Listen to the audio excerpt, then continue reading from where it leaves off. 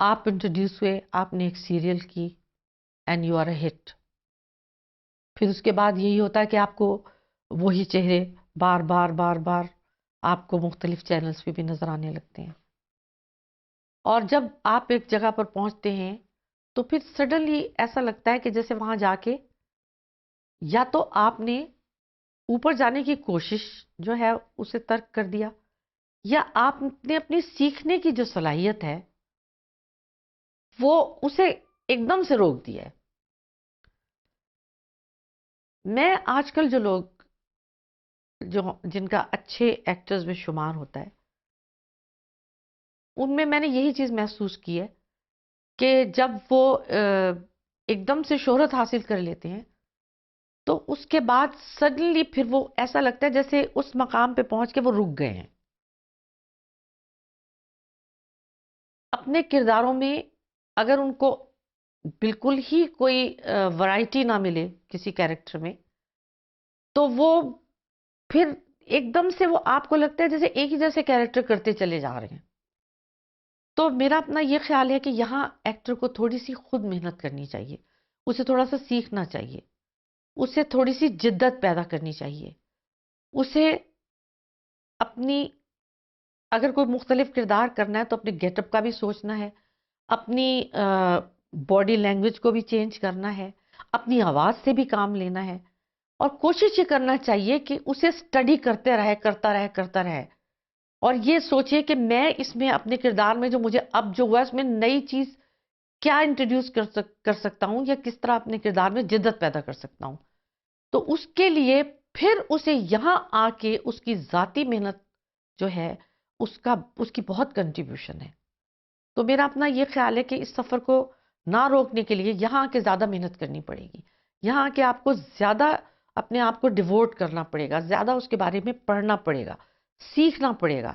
آپ فلموں سے سیکھ سکتے ہیں، آپ کتابوں سے سیکھ سکتے ہیں، آپ دیکھ کر بہت کچھ ذاتی زندگی میں آپ بہت کچھ مشاہدہ کر کے سیکھ سکتے ہیں.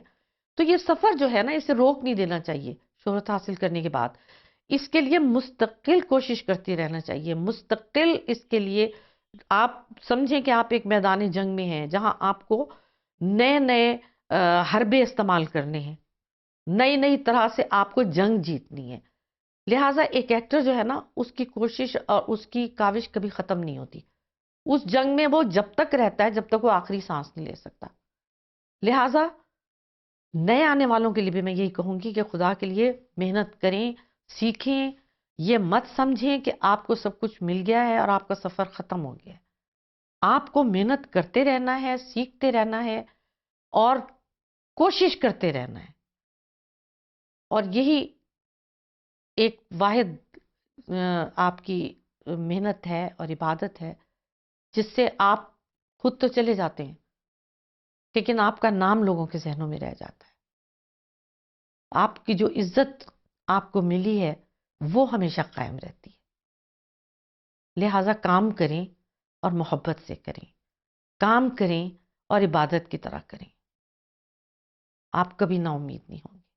کسی بھی ایکٹر کے لیے تعلیم تو بہت ضروری ہے کیونکہ آپ کا جو ویژن ہے وہ وسیع ہوتا ہے تعلیم سے. اور کسی بھی ایکٹر کو یہ تو اندازہ ہونا چاہیے کہ ڈرامہ کیا ہے، کچھ تھوڑا سا اس کی بیک گراؤنڈ پتا ہو، کچھ اس کی ہسٹری پتا ہو، کچھ کلچرڈ ہو.